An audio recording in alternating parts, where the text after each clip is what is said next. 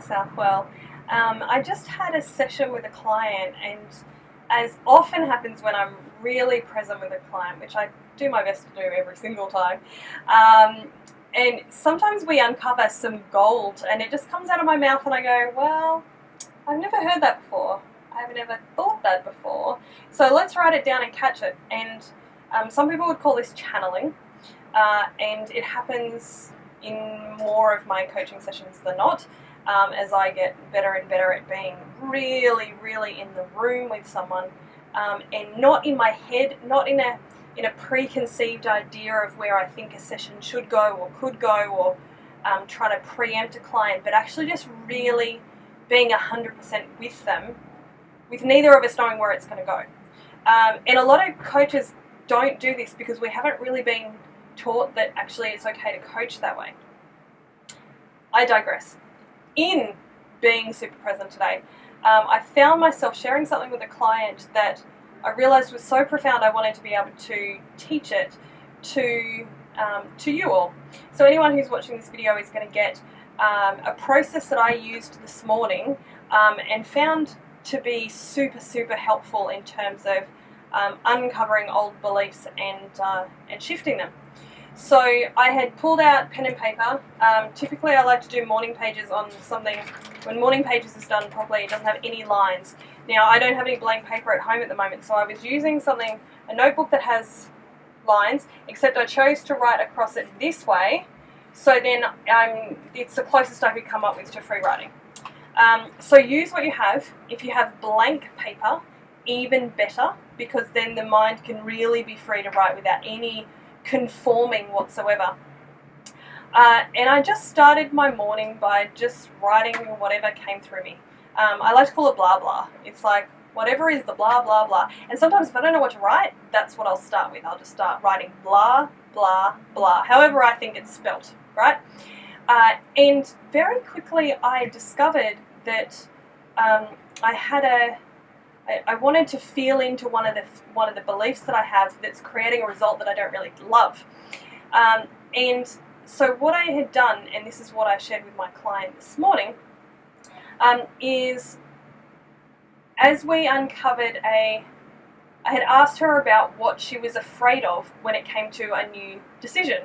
We'd worked out that she wanted to take her business in a different direction than what she had originally thought. And so I asked her, well, if she was to do that, what are the fears? And so she listed out 3 fears that were her the biggest fears that were coming up. And then I asked her to free write 1 per day on each of those. So the idea, and this is the system or the steps that I wanted to give you 3 minutes into the video, is step 1 to put at the very top of the page the name of the fear. So you can keep coming back to whatever you feel like the fear is. Okay, one of them was she was afraid of upsetting her existing clients, right? So upsetting existing clients goes to the top of the page. And then the next thing you do is write out, just free writing how it comes out, is to look at what are all the pieces that goes into that. So just start writing about, like, what does it mean to upset existing clients? Like, what is that? What's the meat? What's the details? What's the juice of that? And write until that feels like it's complete. And maybe, as it did for me this morning, it'll spill over to the next thing. So for me, what it's spilled over into is like, well, what's under that? Like, is there another belief that's holding that in place, right? And, upsetting existing clients could just be as simple as, I'm afraid of what people will think of me, or I'm afraid that the clients won't be happy and therefore will leave me and it will affect my income. Well, what's under that? Okay, I'm afraid that I won't be able to pay my mortgage. Okay, so, you just keep digging until you find out what that core belief is. And then you ask yourself, then in the next step, or you might just flow to it naturally, where did that belief come from? Now, in mine this morning, in my own uncovering, I had uncovered a belief that I very quickly identified as my father's, not my mum's, but from my dad. And then I asked if it was really about my dad, and I realised, whoop, nope, actually it went into a completely different life. Now, a past life where I had been in Africa. Now, that might seem, depending on who you are and your beliefs, and you're watching this video, that might seem like super woo-woo, and you know what, I'm not even totally sure that I believe in past lives, but I got really strong visuals and a really strong sense of myself in Africa, and how me doing this particular behaviour that I wanted in this life, as this 34-year-old woman, would actually be a betrayal of who I was in Africa, and that I would be betraying my community and my family.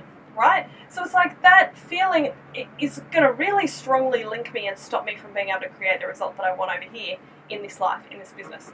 So asking yourself, where does that belief come from? And seeing how far you can go back. If you can find something in the age of 0 to 7, you're onto gold. Don't even worry about whether or not you believe in past lives, think you could be in a past life, think that you need to go that far. You totally don't. You know, if you can clear things from the age of 0 to 7 in particular, you're on to total gold, right? So giving yourself permission to uncover what it might be, and just trust the first thing that comes through. Oh, I suddenly have a memory of my dad doing this, or my mum saying that, or my grandma, or my aunt, or my big sister, whoever, right? It'll be somebody who you thought of as an authority figure, most likely.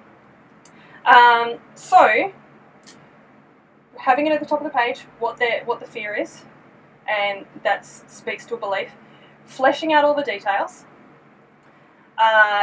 working out what's underneath it to keep going until you find the core belief, and then having a look for where it might have come from.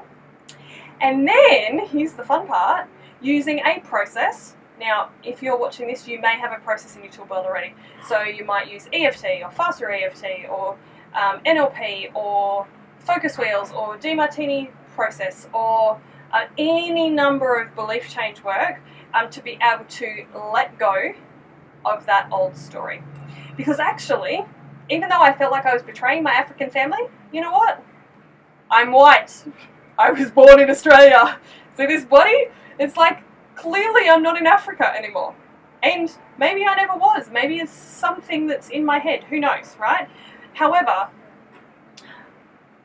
anything, whether it's past life, whether it's me as a 3-year-old, whether it's me as a 33-year-old last year, it's all in the past. The past doesn't exist, right? It's only in our head. It's in our memory. And we're using that information to beat ourselves up, to make life difficult for ourselves.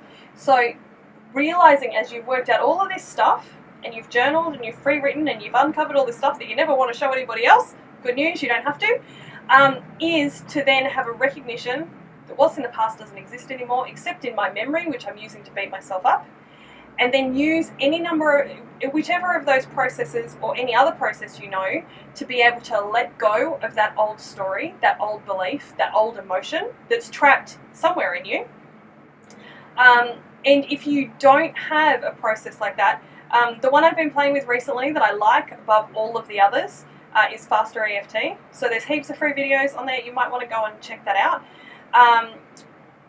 And what I had said to my client this morning, I wanted to keep it really simple for her, was to actually create an intention, just a simple ritual to be able to let it go. So it can be as simple as she's finished free writing, to then create an intention that as I rip this into shreds, I am letting go of that story.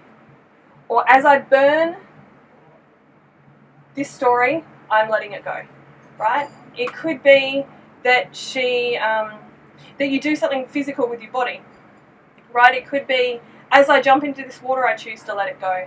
As I swim these laps, I choose to let it go.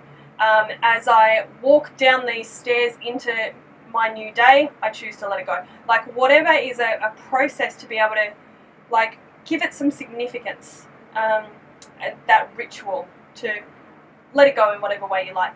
And then just know, if you've done that really well, and it's good when it can involve your body, because this is also there's a part of this that's not just a thinking mental construct. There's a part of it that is actually linked to the physical body as well. They're all connected. So if you can move your body in the process, even better. If it can be dramatic and you can remember it, even better, right? And once you've done that, just know that if you've really opened up and created some space, you're going to be in a highly impressionable state where you can insert something new. Now, you don't want the world around you to just go and fill that hole. You want to choose for yourself something that's quite clever, for a, 20, 30, 40, 50-year-old, however old you are. You have so much more wisdom to be able to choose something that you would like to believe that's far more empowering, that you can choose to insert in your own mind. And I guarantee whatever you choose at whatever age you are is going to be better than whatever you picked as a 4-year-old. Right? So just go, okay, well, if I am afraid of upsetting clients, what is a belief that is going to that's going to feel so much more empowering to put in that space? Maybe it is I serve my clients well, or I am not attached to what other people think of me. Or you might put them together. I serve my clients well and I'm not attached to what other people think of me. My suggestion is to make it as close as possible to the kind of theme of what it is that you're replacing, if that makes sense. But make sure it's super empowering. And if you play out you living that new belief 5 years from now, or you play it out to your business growing exponentially, does it still have a helpful, successful, positive impact in your life the way you would like it to? And then again, I like to use my body. So when I create new beliefs, I was doing it yesterday. I was like, okay, I'm going to walk in my new belief. So I did a really long walk around the block, and I created my belief so it was quite short, and it had a rhythm to it. So then as I walk, I'm walking to the rhythm, right? I did one the other day where I was swimming laps. So then I made it as I was swimming laps, I was keeping that rhythm, and I was moving my body in line with the words, and saying the words in line with moving my body. So have a play with this and let me know your thoughts on how it goes. Happy playing. More at CarolynSouthwell.com.